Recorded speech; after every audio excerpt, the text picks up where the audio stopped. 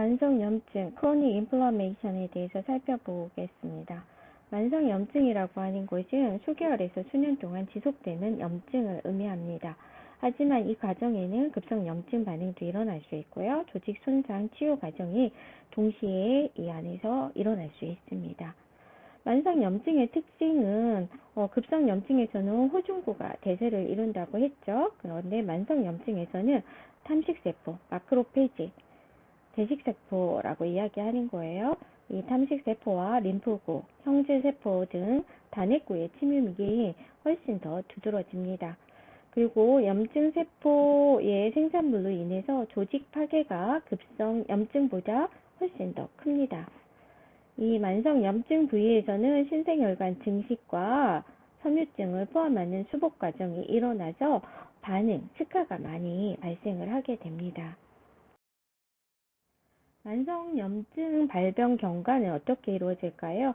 첫 번째는 급성염증이 그대로 지속되는 경우입니다. 앞서 급성염증을 설명을 할 때 후유증으로서 완전히 회복될 수도 있고 스카를 남기는 섬유화 과정이 진행이 될 수도 있고, 그리고 낫지 않고 만성염증으로 진행되는 과정도 있다고 이야기를 했죠. 말 그대로 염증이 해결되지 않고 계속 남아 있으면서 시간을 오래 끌게 되면 만성염증으로 진행됩니다. 또한 급성염증이 여러 번 반복되는 경우에도 그렇습니다. 예를 들어서 담낭에 담석이 생겼습니다. 이 담석은 이물질이기 때문에 자극에 의해서 담낭염을 자주 일으킵니다. 그런데 담낭염이 생겼다가 또 완치가 될 수 있죠. 그렇지만 담낭이 사라지지 않는 한 또다시 염증이 계속 재발할 수 있습니다. 이런 경우에 결국에는 만성염증으로 진행할 수 있습니다. 마지막 세 번째는 처음부터 서서히 만성염증으로 진행하는 경우입니다. 이런 경우에는 대표적인 균이 결핵, 매독, 나균과 같은 것이 있는데요. 이런 결핵균, 매독균, 나균 같은 경우는 세포 내 마크로페이지죠. 이것들이 이들을 해결하기 위해서 마크로파지, 대식세포 안으로 잡아들이고 소화시키려고 했는데 소화되지 않고 살아남아 있는 경우입니다. 이렇게 감염된 상태로 있다가 결국 인체의 면역이 떨어지게 되면 이후에 다시 염증 반응을 일으키게 되는 거죠. 그리고 진폐증처럼 이물질이 폐로 들어왔을 때 이 이물질들이 커서 인체가 해결할 수 없는 경우 이 주변 부위에도 만성염증이 발생을 해서 진폐증 이런 질환을 야기시키는 것입니다. 그리고 류마티스는 인체의 흔한 자가면역 질환 중에 하나인데요. 인체가 지속적인 면역 반응을 일으킴으로써 만성염증으로 일어나는 경우가 있습니다. 이렇게 만성염증 발병 경과는 다양한 과정이 있다라고 하는 것을 꼭 알고 있어야지 되겠습니다. 그래서 근만성염증의 원인과 결과를 하나씩 살펴보면 이해하기가 쉽습니다. 그림을 통해서 한번 이해해 보도록 하시고요. 만성염증의 특징은 아까 앞에서 얘기했었던 것처럼 호중구가 아닌 대식세포, 림프구, 형질세포가 관여를 한다. 그래서 만성염증 부위를 병리학적 소견을 살펴보면 호중구보다는 대식세포나 림프구, 형질세포들이 많이 침연되어져 있는 것을 볼 수 있습니다. 기억하고 있어야 되겠죠. 급성염증과 구분해서.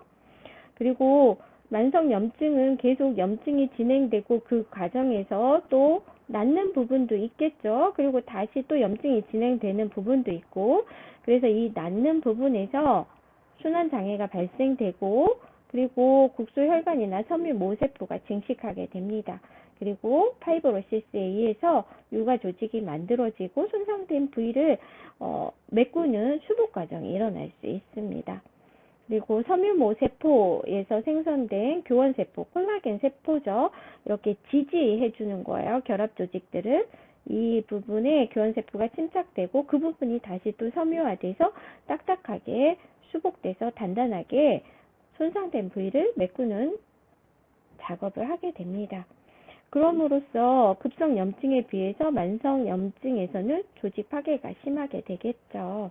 그림에서 보게 되면 이렇게 손상된 부위 주변으로 림프구가 많이 모여져 있는 것을 볼 수 있고요.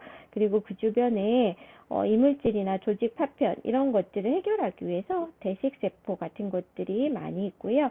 B세포로부터 유래된 형질세포질도 보이게 됩니다. 그리고 신생혈관이 형성이 되고 이 부분에서 섬유모세포도 만들어지면서 교원세포를 침착시켜서 섬유화 과정을 일으키게 되고 조직을 수복하기 위한 노력을 하게 되는 것입니다. 그리고 만성염증 할 때 세포들 간에 서로 도움을 주고받게 되는데요. B세포, 림프구, B림프구라고 이야기를 합니다. 림프구는 T림프구와 B림프구로 만들어지는데 B림프구는 활성화되게 되면 형질세포 또는 혈장세포라고 하죠.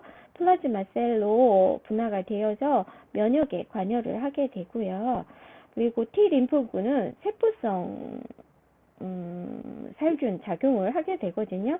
활성화됐을 때 이 활성화된 T 림프구는 다시 B 림프구에게 형질세포를 많이 만들어내 이렇게 영향을 주게 됩니다.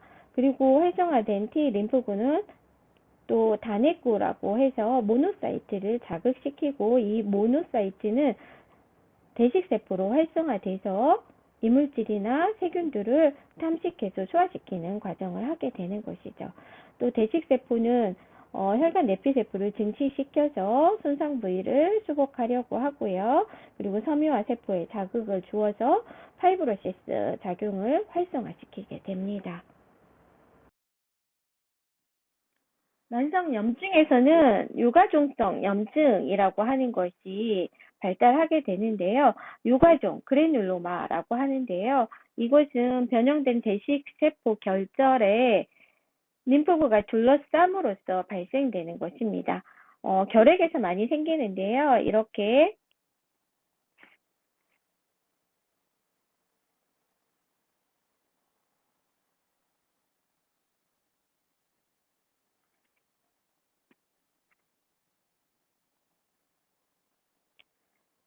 대식세포와 거대세포 주변으로 림프구가 둘러싸므로써 이렇게 둥그런 종양처럼 모양이 만들어지게 되는데 이것을 유가종성 염증 이렇게 이야기를 합니다.